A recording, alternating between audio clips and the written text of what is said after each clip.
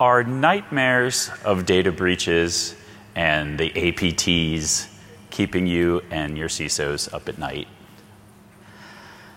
You probably know by now you should be hunting, but what should you be hunting for, and when and how?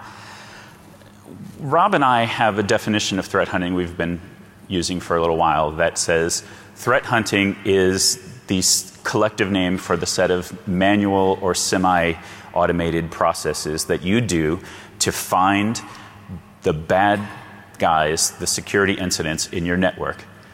Probably the ones that were missed by your automated detection systems that you already have in place. And there's a lot of interest in this topic right now.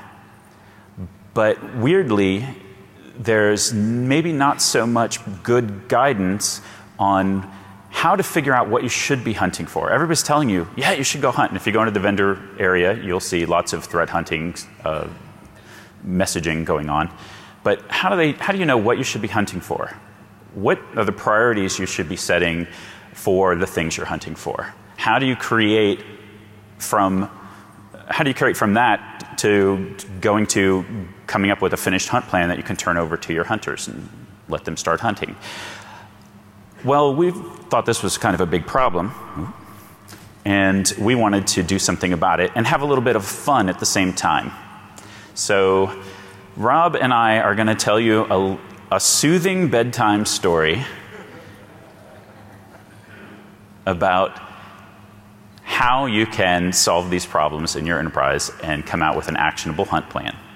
So snuggle in, relax, and enjoy. Go to hunt, then sleep. If my mic works. Okay. A lot of suspense. There we go. There we go. The bad guys are inside your network today. From finance to HR, they creep. If you expect to ever rest well, go to hunt, then sleep. So thanks for joining us. My name is David Bianco, and I'm here on stage with Rob Lee. I'm a malware researcher. I'm a security researcher, but a little bit different than the kind that you will see here mostly at Black Hat, because most of the people who describe themselves, I think, as security researchers here are like malware researchers or offensive exploit researchers, or, you know, I don't really do that. My whole career is focused more on protecting networks by doing incident detection and incident response and kind of sharing what I've learned with the rest of the community. And so my research mostly focuses on better ways to do incident detection, including threat hunting. I'm also the main instigator behind the threat hunting project, that threathunting.net. And I will turn this over to Rob, and he can say a few words about himself. Sure. Hey, so I'm Rob Lee. I run a company called Dragos, which is ICS focused, and basically my whole career focuses on things that blow up and can hurt people, so we try to keep it from not happening. I teach at SANS Institute as well. I've seen a bunch of you out here from my previous classes, either on the threat intelligence side or the ICS incident response course. But most people actually know me for writing the Little Bobby comic. I like to pretend I'm technical and know things, but everybody always comes up to me and goes, I read your stuff. And I'm like, oh, my latest paper? No, the comic book. I'm like, oh, okay, that's cool. So Jeff Haas obviously can't be with us today, but Jeff Haas is the illustrator for a lot of the stuff you saw on the screen today and we'll see. He's the illustrator for Little Bobby. And we are no Samuel L. Jackson, but we will try to narrate the story for you the best that we can. We also are not doing a hunting 101 type talk. So a lot of the stuff we want to deliver to you is actionable and things you can go back and use. However, if you're interested in some of the 101 type material on what is threat hunting, how to get started before sort of the planning discussion, we did include some links up on the slide. These are resources that David and I have worked on before. Obviously, he runs the threat hunting project. but we also have the hypothesis generation for successful hunting paper. And that really details the 3 ways you can generate hypotheses to get started. Because realistically, because it's a human-driven process, a lot of your challenges will be around generating good hypotheses to go out and test in your environment. So that can get you started with that. We're actually going to go through, though, read you the story and get you your first 5 hunts that you can leverage in your own environment.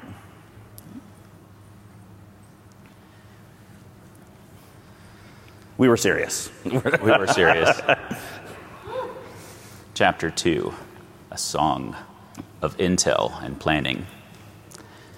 Know what you're doing before you start hunting. Prepare for success, my sweet. Take the time to think things through so you can go to hunt, then sleep. Good hunting requires successful planning, a lot of planning.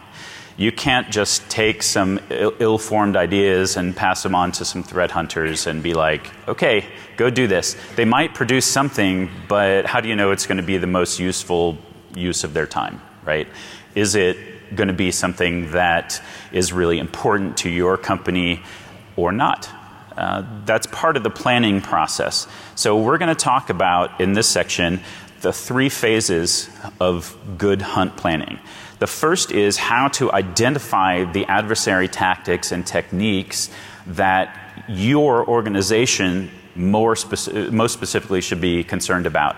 There are obviously commonalities across different organizations that are, you can leverage, but in my experience, many of the organizations, because of either their industry or the way they do business, or even just the technologies they have in use, the specific tactics and techniques vary a little bit.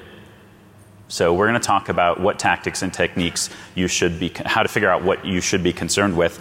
And then we're going to talk about how you prioritize that big list so that you can come with a pick list, the most important things on the top. And then how you take each one of those individual things and turn them into a fleshed out plan for the individual hunt. So we'll have a hunt plan at the macro level that shows what you want to hunt for and in what priority order, and then we'll have a hunt plan at kind of the micro level for an individual hunt. So the first thing is to identify your hunt targets.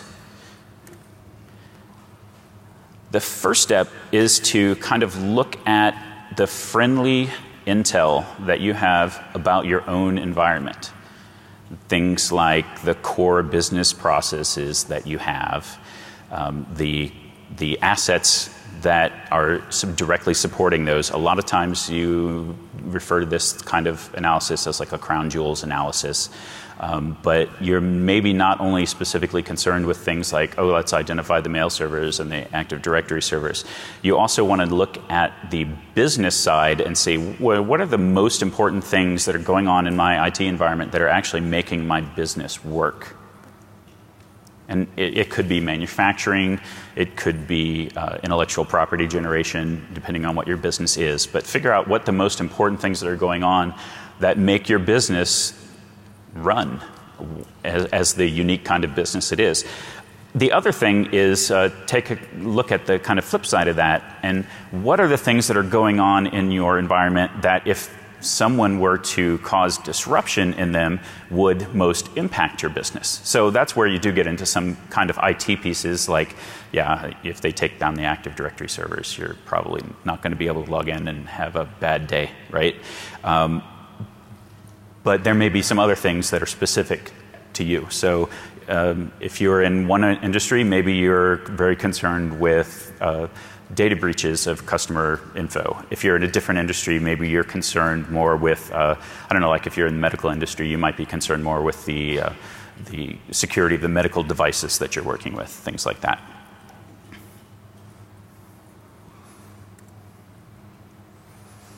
The next thing to do is, I'm going to make the whole slide here actually.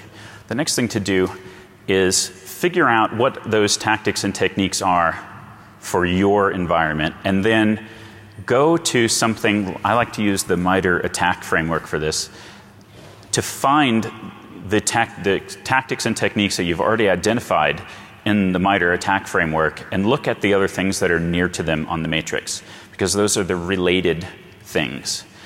It's not so much that you're going to have to cover everything in the MITRE attack matrix, but think of this as more of well, I think of it as like the pirate code.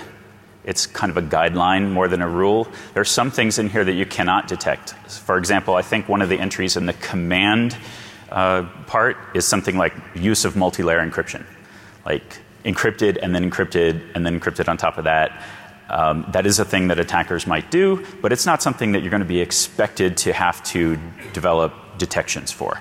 So don't think of every one of these things as something that you have to detect, but think of them as kind of like security conversation starters, like to spark other ideas about other tactics and techniques that might be related to what you already know you want to look for. And it's a little bit of ways of getting a little bit of breadth, right?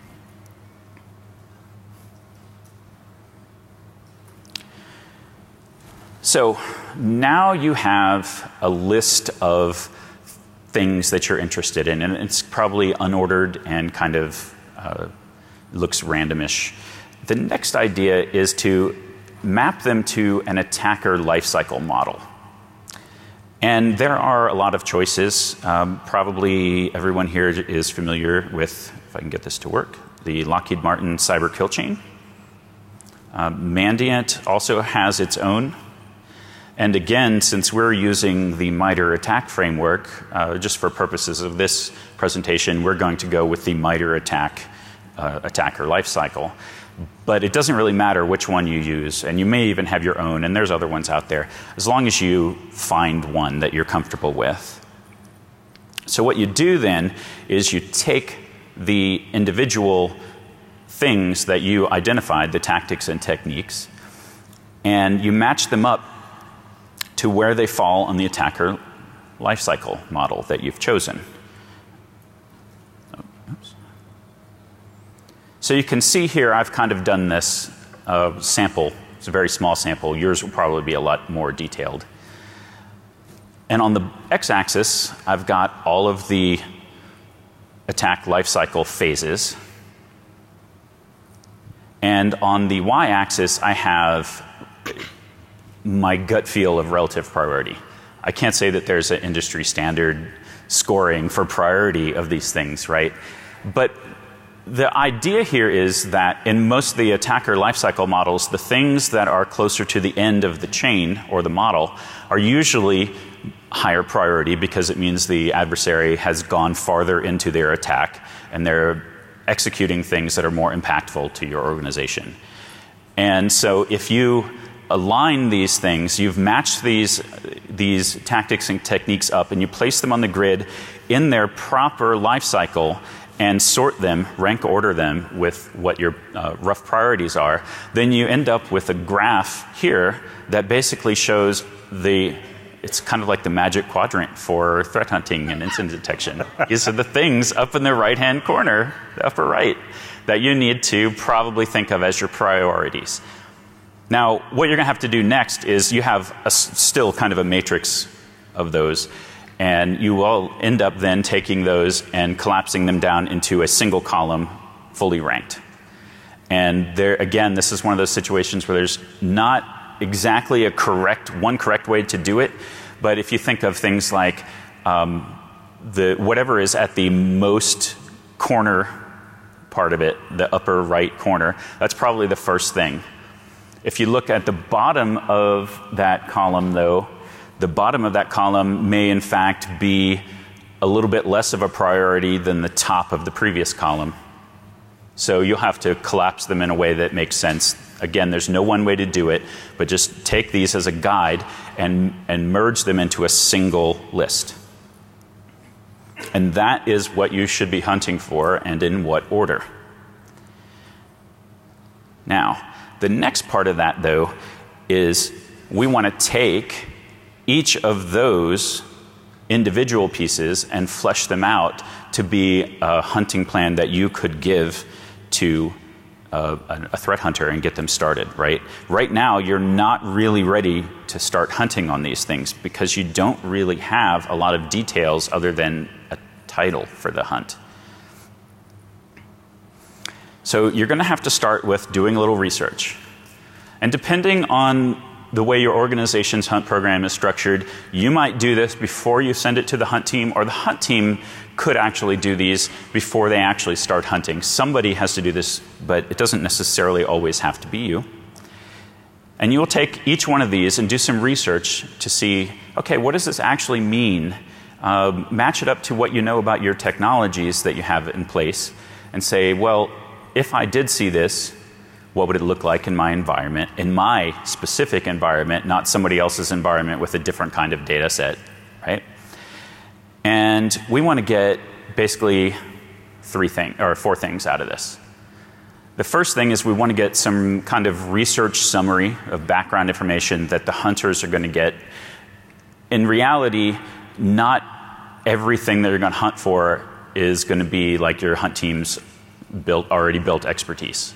I mean, you're going to give them things that they don't really know that much about occasionally.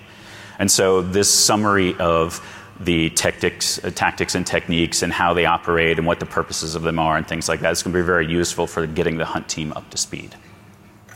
Based on that, and then based on what you know about your own technologies in place and your own IT infrastructure, you're going to then create a hunting hypothesis. This is what Rob was referring to in the intro when we talked about that paper that we wrote together about how to frame your hunting questions. Like, my hypothesis is this kind of activity may be going on in my environment. If so, this is what it might look like. Once you have the hunting hypothesis, then you can start looking for things like, okay, that's the hypothesis. Now, in my data set, specifically, what type of side effects or artifacts would I expect to find if my hypothesis were true? And these could be things like, and we're going to see some concrete examples of these as we go through our hunt plan for the specific organization that we chose a little bit later. But these could be things like, I should see a spike in this, or I should see a dip in this, or I should see a combination of these events in a short amount of time. I should see something visual that would look like this. Depending on what you're hunting for, it could be a lot different. So this is one of the reasons that you have to do this kind of planning so that you can know what to expect when you're actually hunting and know what a successful find might look like. And finally, once you know what you need to find, then you can decide on some analytic techniques that might help you find that information. So it could be stat counting, or it could be least frequency of occurrence analysis. It could be visualizations or machine learning or any kind. It's all kinds of things. So you kind of make a rough plan, and that may change as they get into the hunt. That's okay, but you're going in with a plan.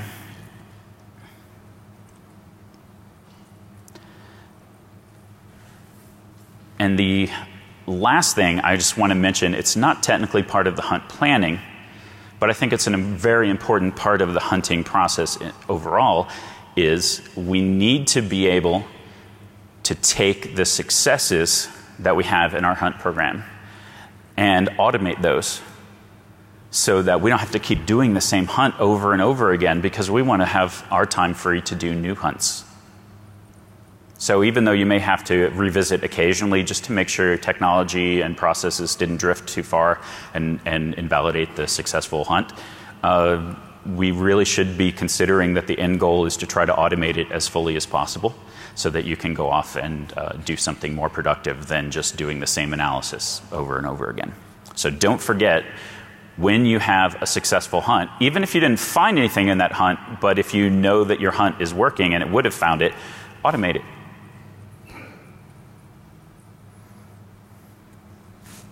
All right. Chapter 3, The Jungle Incorporated book. Your product plans and manufacturing deets are the things that you'd like most to keep.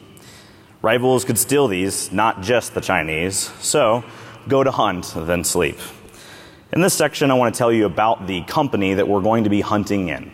So over the next course of the slides, we're going to be giving you concrete examples of hunts that would be like your 5 first hunts. And we are structuring it based off of this manufacturing organization. One of the reasons that we chose a manufacturing organization is I think it's very important to understand that all sorts of environments are different and have different priorities, and the way that you hunt in them is going to be driven just as much by those business processes that David talked about as the type of intelligence that you're actually gathering. So in a manufacturing organization, as an example, you would typically have a business network where there's your normal IT systems, your Active Directory and domain control and email servers, but you would also have your industrial control system networks. And these would be actually where you're making the manufacturing gear. In this case, Jungle Incorporated is a leading provider of jungle-themed fidget spinners. So this is what the intellectual property that they're trying to protect is. It's not exactly differentiated, but it's pretty special, and they go for a high rate, so we really want to keep that.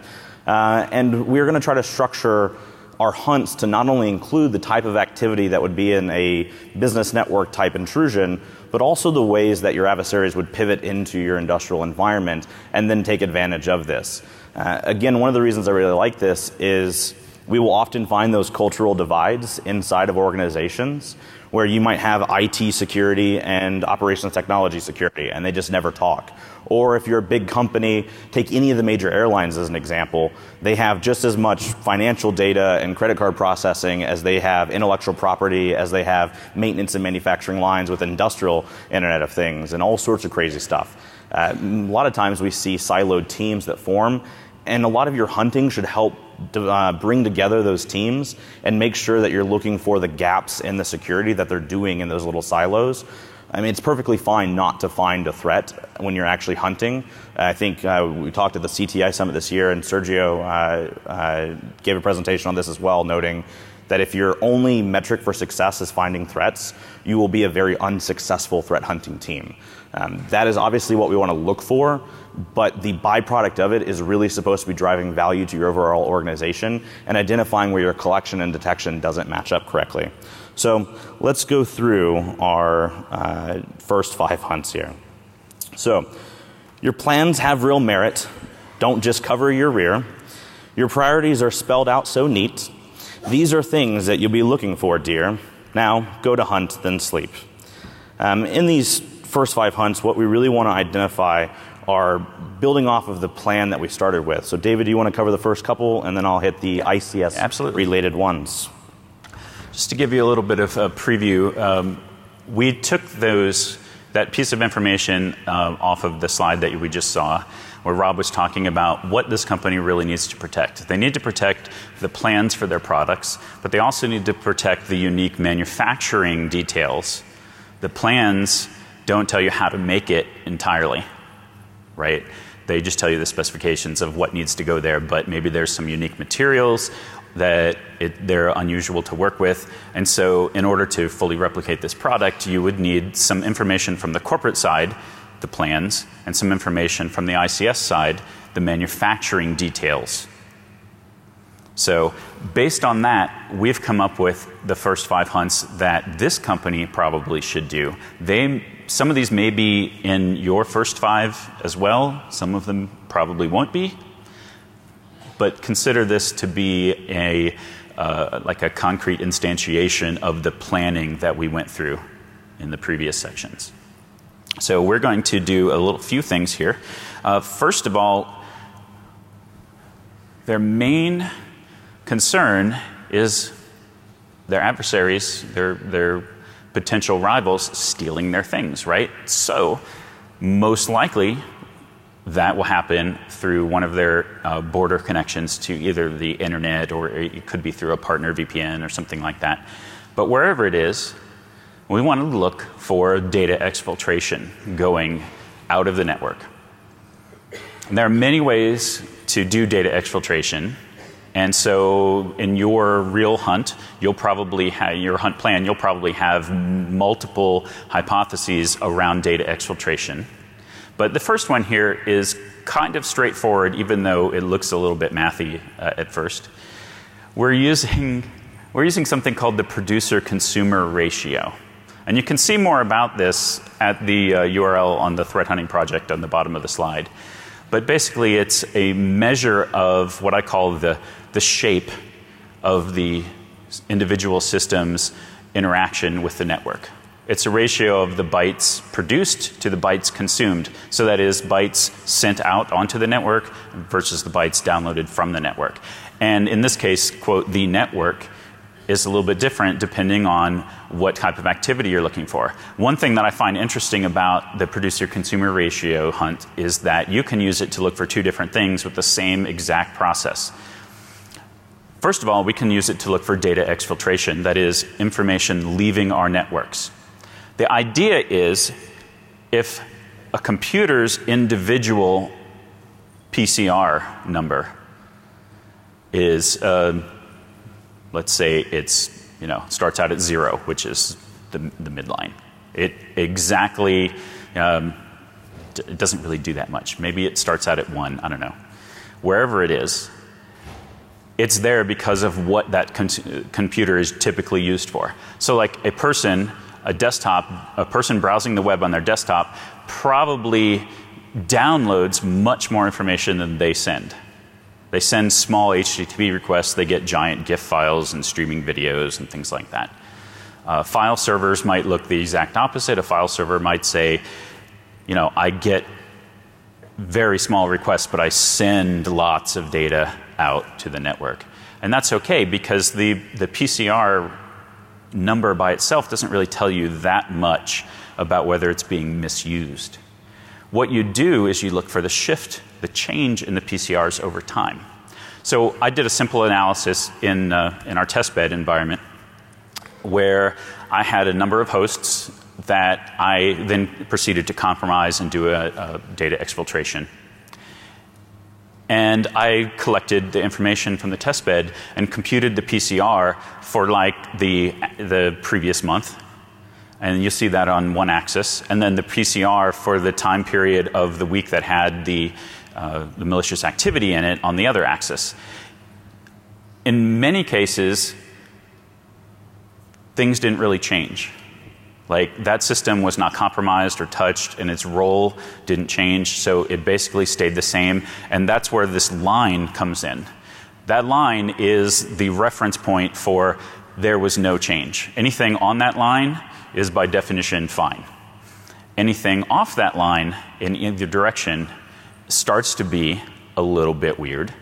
Maybe not too far off the line, not too far weird. So we've color coded it so that when the PCR shifted positively, that is, they started to send more data than normal, we color coded that more red. And when they shifted negatively, they started to consume more data, we color coded it blue. So obviously the red can be data exfiltration, and in fact in our sample it actually turned out really well because even though we had kind of a prior knowledge about which network node was doing the exfiltration, we just did the math and came up and we found, yeah, actually that was the highest PCR shift. It was the most red dot on the graph. But the other thing is you can look at the blue dots as well. Depending on where you collect your data, the blue dots may indicate things like data collection and data staging prior to exfiltration as the attacker sits on a computer and copies things into the computer that they're going to later send out. You have to basically have your data from a different collection point, but it's the exact same data, the exact same analysis process. If you're looking for data exfiltration, you'll do this at the network perimeter. And if you're looking for data staging and collection, you're more likely to do it at your core networks. So you need network session data, you need like net flows or BroCon logs or anything similar to that. And our analysis was straight up visualization was our technique. And what we were looking for, as you can see, the artifacts that we expect to find are things that don't fall on the line. And they're probably pretty far off the line.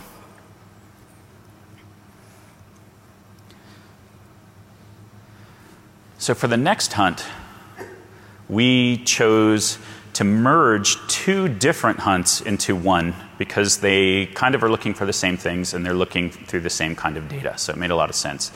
We're looking for evidence of lateral movement because before you can exfiltrate things, you're probably going to have to find the things that you want around the network. You're unlikely that your initial access point is going to be the place where they have the product plans, and it's almost certainly not going to be the place where they have the manufacturing details, because you're probably not going to get in through the ICS network at first. So you will have to have an attacker move laterally to accomplish either of those two goals. So let's talk about how we find those. Again, these are both documented more fully at the URLs that you see there in the threat hunting project. But the idea here is basically two things. Our hypothesis is that the the lateral movement that might be happening in our network is probably going to happen from the command line. That's not always the way it happens, but it is a very common way for attackers to get in.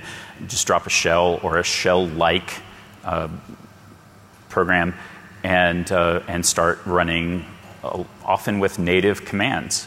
So we have two things that we want to look for. We want to look for shells or shell-like things like WMI services or whatever that are being started by parents that don't usually start them. So documents, Word documents, Excel, whatever, web browsers, even system services. I mean, this is kind of basic things, right? But this will all be in your process creation logs. Well, you'll have the information about what was started and what its parent process was.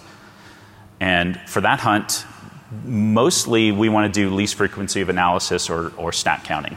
So we actually just count all the unique pairs of parent and command shell, and we find how many times that pair occurred in the data set across our enterprise. Without exception, the very common things are going to have high counts, and usually you can just ignore those. So we usually start with a reverse sort, and we look for the most uncommon things first. And this seems like, why are you talking about this, a black hat? It's very simple, but actually it's very effective. Because I guarantee you, there are not that many times that your individual users browsing around accidentally start up a PowerShell from within Microsoft Office, right? The other thing that we want to hunt for through this same data is kind of the next phase. They get a shell somewhere. What's the first thing that they have to think about? They want to know where they got their shell. What kind of computer that is, where it is in the network, maybe what domain it's in, who the users are, maybe what can it see in its network neighborhood, so they can maybe decide if that's the place that they need to be to gather their information, or if they want to make another hop somewhere else. And again, there's many ways that attackers can get this information, but a lot of times they just get it straight up from the commands that are already installed on the computer.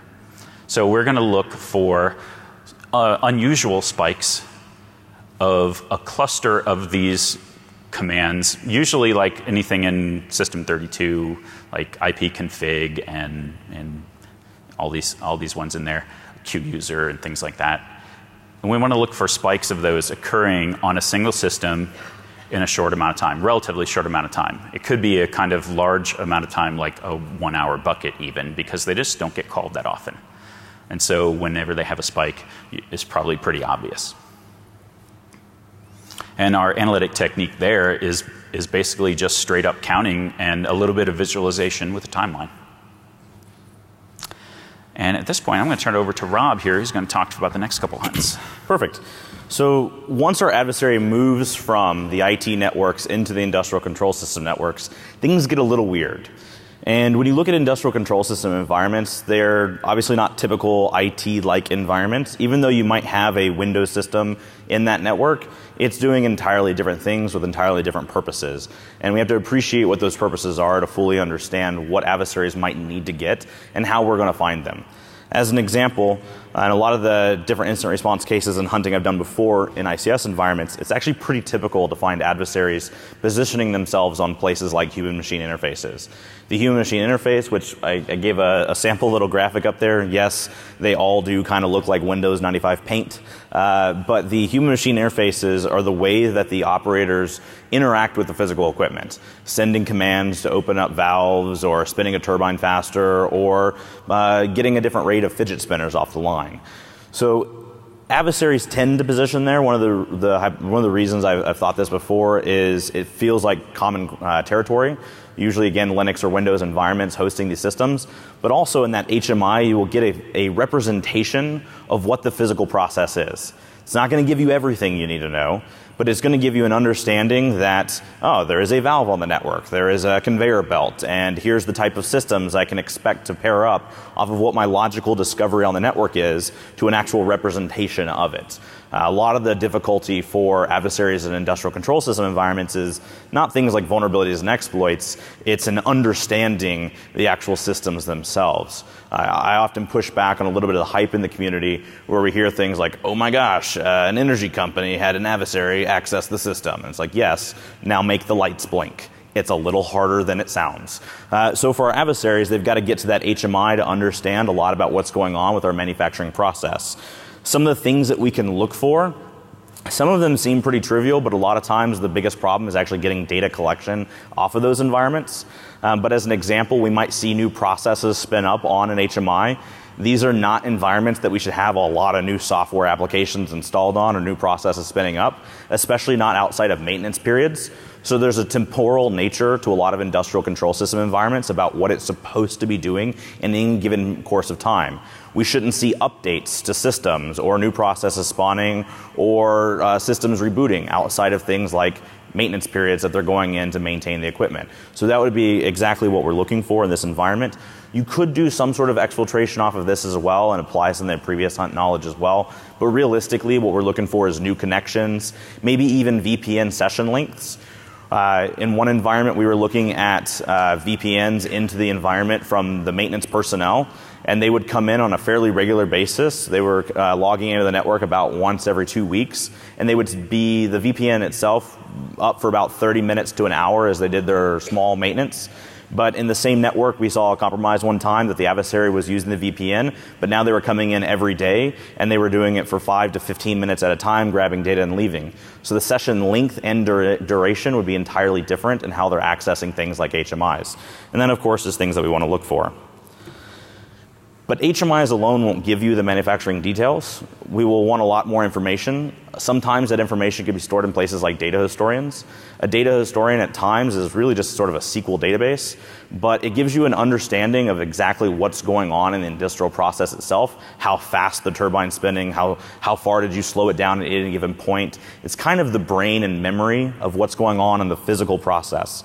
So even if I had a specification for what the fidget spinner was, if I wanted to know exactly how to make it, there's a lot of timing and interesting details around how much mixture in terms of the recipes or exactly when did it leave one section of the conveyor belt and go to the next. And again, all that information would be in somewhere like a data historian. In this location, sometimes we can get a couple different types of artifacts. One might simply be more alarms or additional inputs than normal, especially if somebody was actually doing an attack in our environment.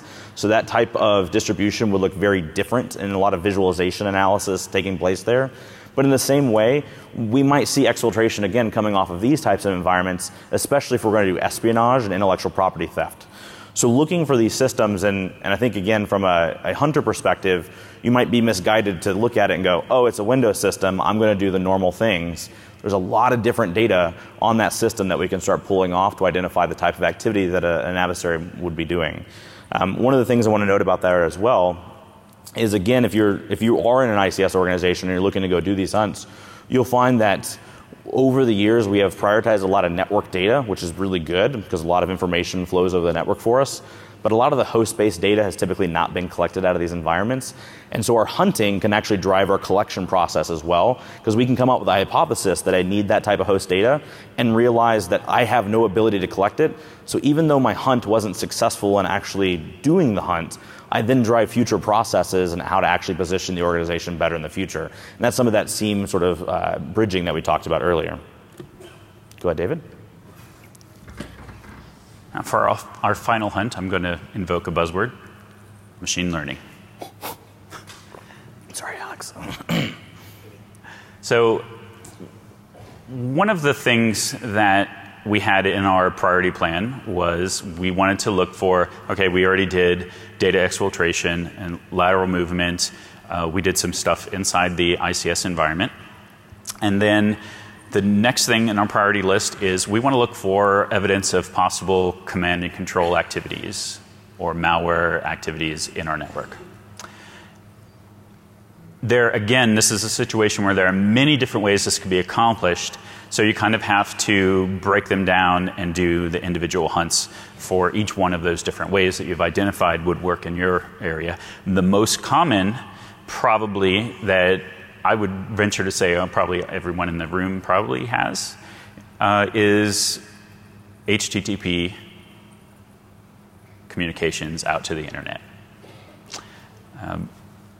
That's particularly hard to find things that are unusual in there just because of the volume and velocity of that data. That is, in many cases, truly a big data problem, just figuring out how to store all that information about your outgoing HTTP information coming off your proxies or your network monitoring sensors or anything like that. But our hypothesis is that if you can figure out how to look for that, some things in malware command and control or attacker command and control are a little bit different than regular HTTP transactions. And it could be a combination of many factors that are different, such as the length of the session, the order of the headers that they provided in their requests, the URLs that they're going to, even the domains, etc. There's many things to look for. So this actually makes it a really good candidate for doing some machine learning to help you. This is a kind of a situation where I said earlier at the beginning where some of these processes are semi-automated. Well, a friend of mine, Chris McCubbin, and I released a tool, I think early last year. It's available on GitHub, called ClearCut. ClearCut is our proof of concept to show that you could actually get some value just by applying a simple machine learning model to your own HTTP logs to find the things that are a little bit different or odd. And I'm not going to go into exactly how machine learning works in my last 8 minutes of the presentation, because I am not a trained auctioneer and I cannot talk that quickly. However, I will say, please, if you're interested in more details, you can find more on at the link here on the slide, and there's even some YouTube videos. But I will tell you, our ClearCut tool has 2 different modes of operation. One of them is it uses a kind of traditional random forest model to learn these things have been labeled as malware transactions. We had to provide a bunch of malware transactions. And these things have been labeled as totally legitimate transactions. We do what's called featureization. That is, we break down the text of the HTTP logs into basically a set of numbers that we can do computations with. And all this code is available in there and documented so that you can use it and mess with it to featureize your own logs the way you like them. And then we train them through this algorithm called random forest that basically says it creates a bunch of individual decision trees. It says if this random feature that I took out of the data set for an individual line, this random feature splits the data,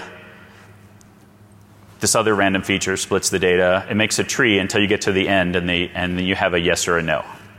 Was this malicious or was this benign? And it's a random forest because it creates a bunch of these random decision trees, many of these decision trees. And each time, basically, it goes through and computes all the trees and basically averages them out at the end. And then you get the average answer, yes or no. It's very effective. It's pretty quick. I won't say it's super quick, but it's pretty quick. And it does a great job of cutting down the logs that you have to look at. I think in our tests, we found that we were only reviewing something like 0.01% of our logs manually after ClearCut ran on the random forest.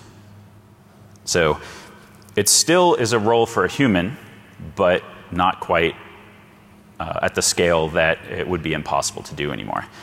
The other mechanism that ClearCut has is it has this unsupervised machine learning where they do a little bit of clustering with a kind of, I don't know, unusual algorithm called isolation forests. And the isolation forests take the same features, that the random forest does, but we don't have to tell it these are bad and these are good and train that model that way. What they do is they plot